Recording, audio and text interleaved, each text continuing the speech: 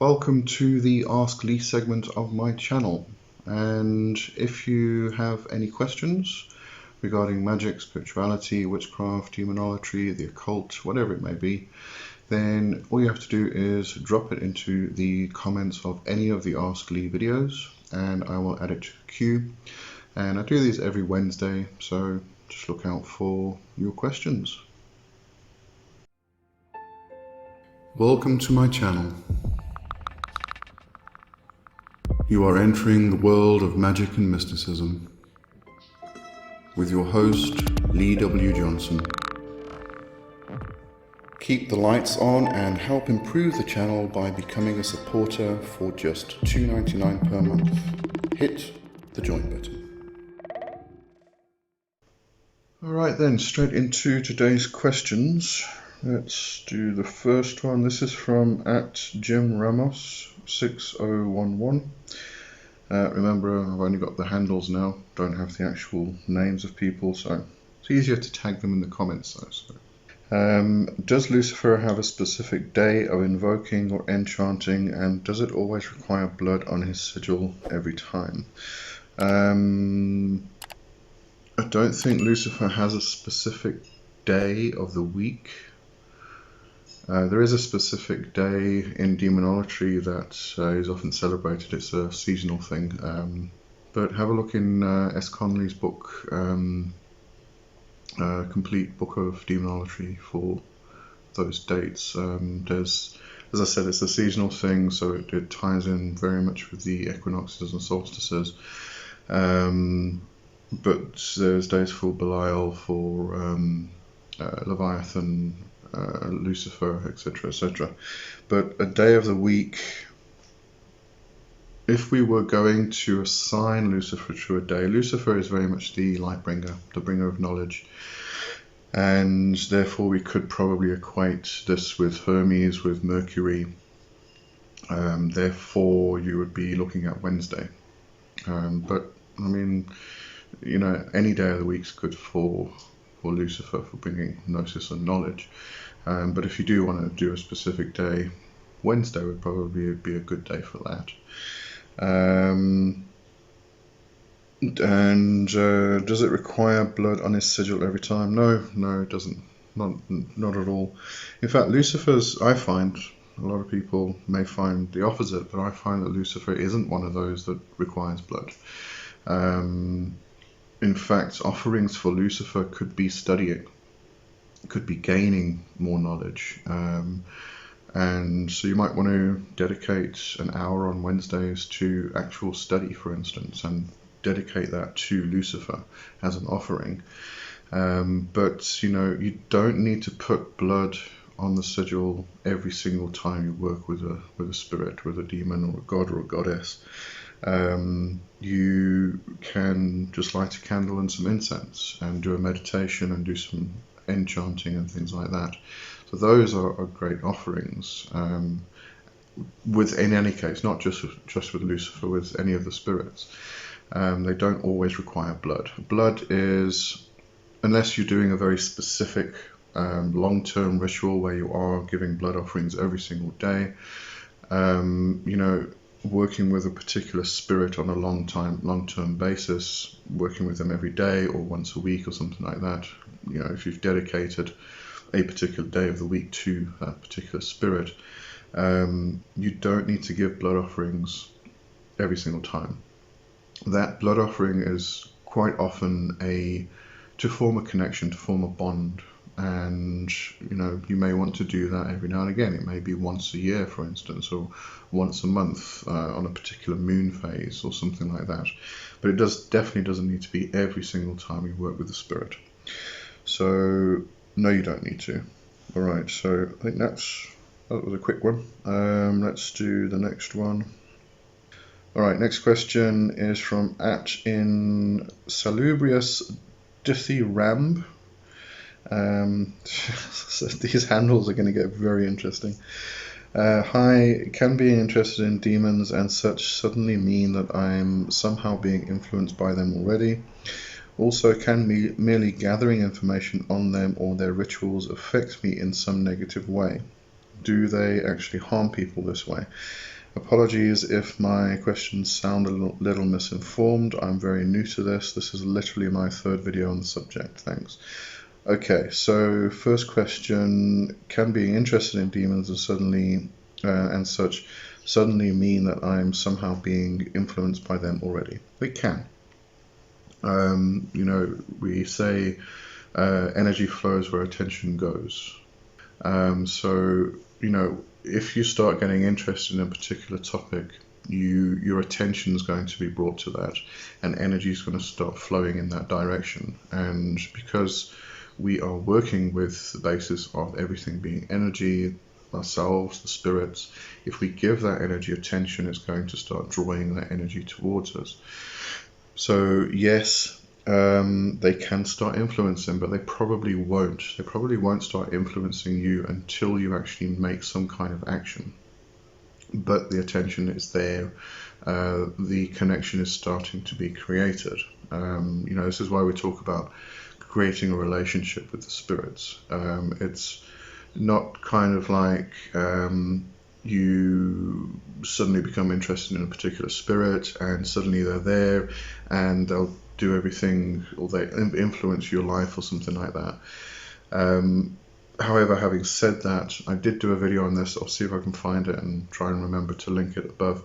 Some things you need to know before you start working with demonology. And this isn't just demonology, this is all areas of magic, all paths, all walks, all traditions. When you start, what you'll find is your life might start to change. And this could be a severe change, it could be a very subtle change. It depends on what needs to be changed in your life in order to bring it into a better path, in order to better yourself, better your life. And in some cases, in some people's situations, there are a lot of things which are not serving them well in their life. It could be people, it could be habits, no matter what it is. When you start working with the spirits, they want the best for you. So what will often happen is they will start adjusting things in your life, and that may mean getting rid of things which are not serving you well or toxic to you, and therefore you start to flow in a better direction in order to better yourself and better your life. And that at the time, that can seem really bad. It can be quite a disruption. Not going to happen with everybody. And it's not something to actually worry about, because it's actually something to look forward to, because at the end of the day your life's going to be a lot better. It's just during the process, during the actual transformation that happens, it can be a bit rough, but at the same time it depends on your own life. It can be so subtle you don't even recognize it, you don't see it, you don't feel it, you don't even know you've gone through it. So it really is dependent on your life, what toxic aspects you have in your life that need to be removed in order for you to move forward in a better fashion. But yes, they can influence you, and if you are starting to study, you are starting to do meditations, and during those meditations you may be calling them, doing the enchanting, whatever it is, just bringing the awareness to that aspect, that can start influencing life, because you're starting to bring in an energy which is going to create change. Okay, and that's what magic is. It's about creating change. Also, can merely gathering information on them or their rituals affect me in some negative way? Do they actually harm people in this way? No, it won't be a negative thing. It will definitely be a positive thing, depending on how you're viewing this and how you're looking at it. As I just said, you are going to go through a lot of shifts and changes in your life. Toxic aspects are going to be removed, and that process itself can seem negative, but it's actually a positive thing. It's like giving up smoking. It can be rough. It can be really, really rough to try and give up smoking. And at the time when you're going through it, it can seem so negative. You just want to stop trying. But the whole thing is, the bigger picture is that it's a positive aspect. It's something that will bring a positive change in your life. So trying to look at it from a negative and positive aspect is quite difficult. But I do know what you're saying here. Do they actually harm people this way?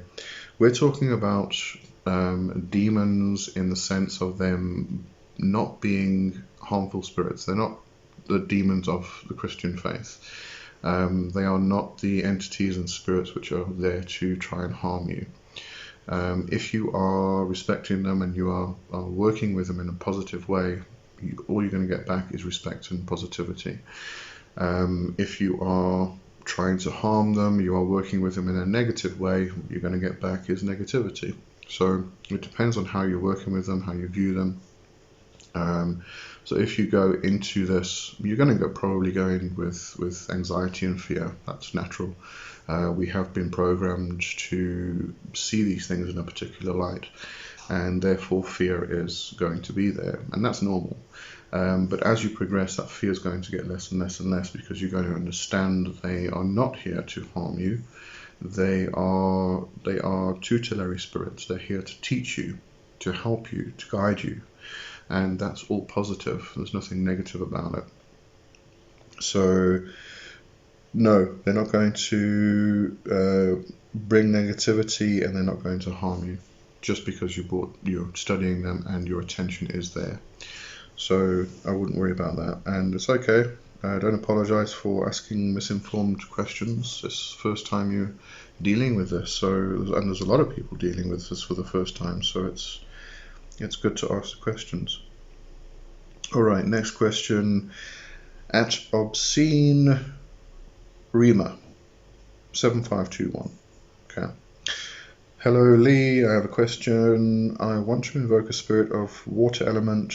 I've been thinking about the spirit ever since. With the spirit being on my mind daily, does it build some kind of connection? Coming back to the previous question. Does the spirit acknowledge my existence? Also, I was thinking of driving to the ocean and invoke him on the beach, but can't I invoke the spirit in my temple and have the same experience? By the way, I love your videos. You're the uncle and teacher all of us wish we had. Okay, maybe I should start calling this slot Ask Uncle Red Oak. Yeah. All right. So, spirit of water element. I'm just going to use Leviathan as an example here. There are obviously many spirits which are tied in with water element itself, but Leviathan's the obvious one.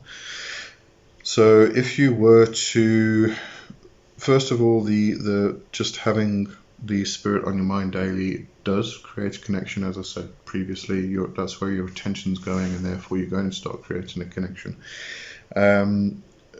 Specifically working with a spirit which is connected with the water element and sea, beaches, Leviathan is like the one we would really focus on there.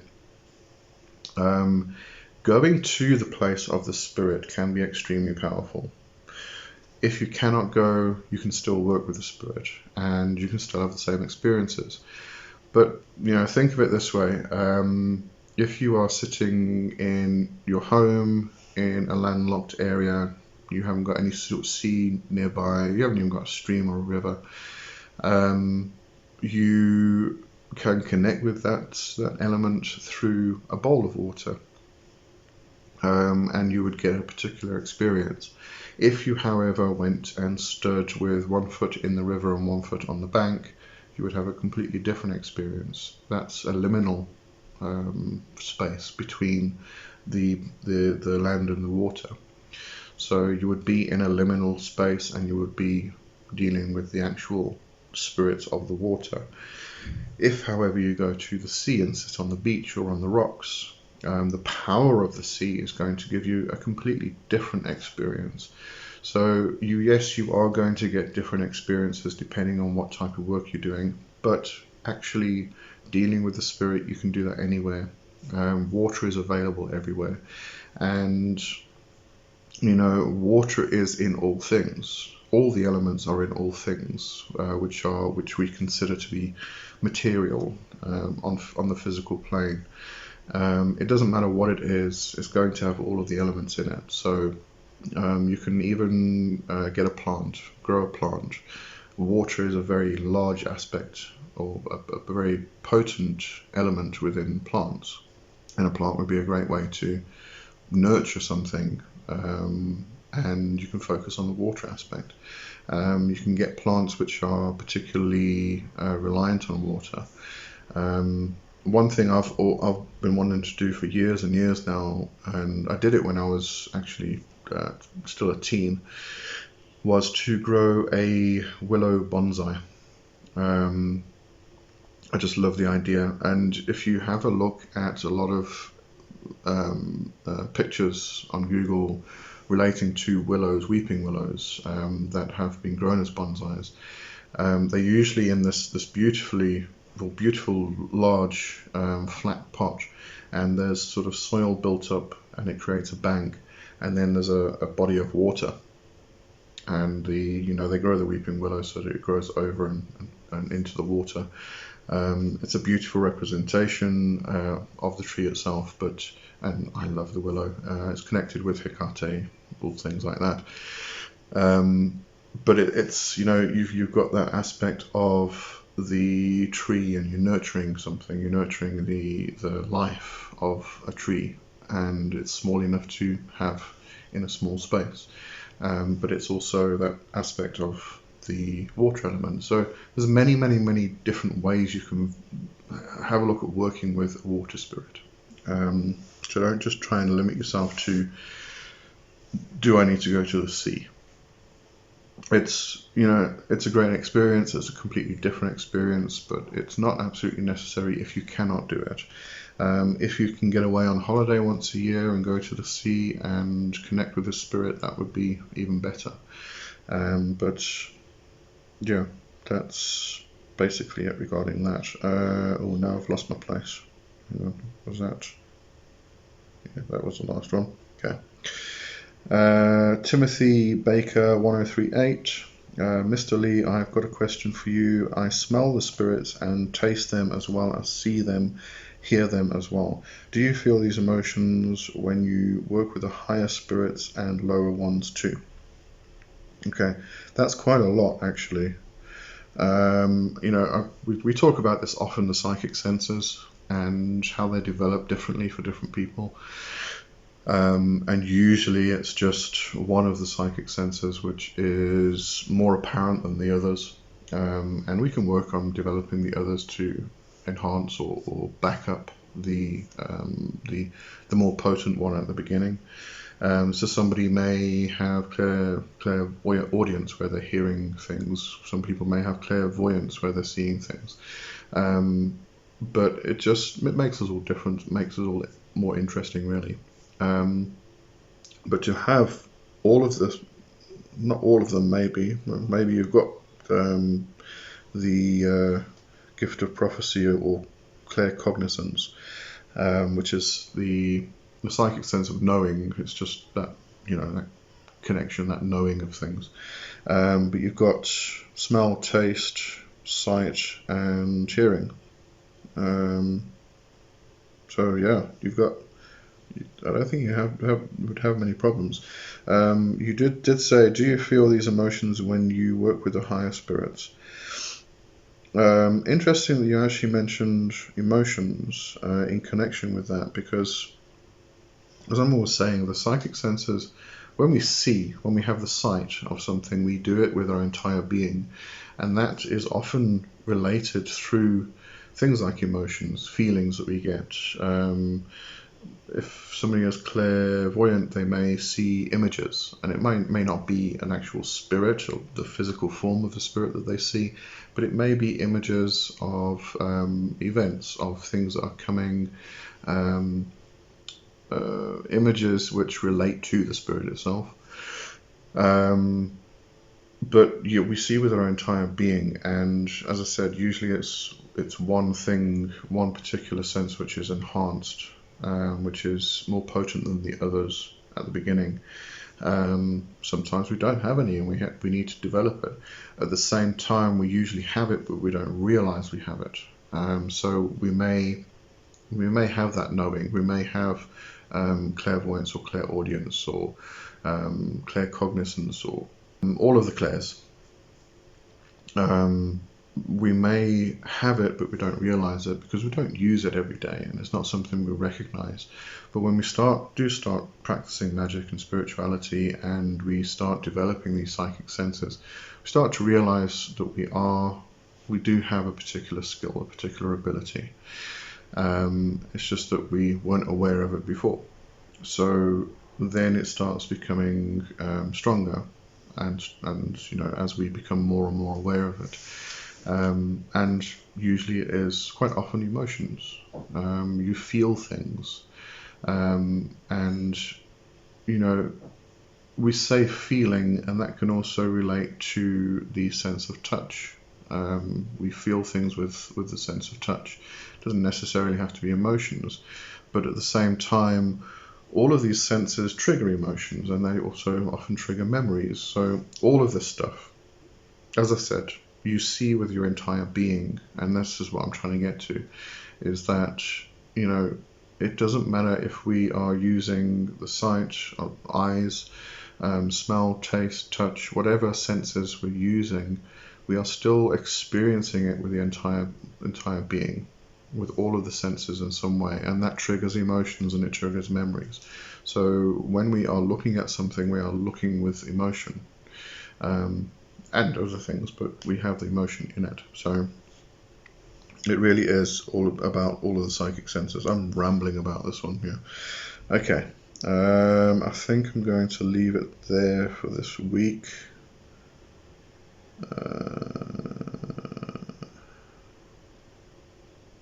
Yeah, because the next one's going to be quite long, quite a lengthy one.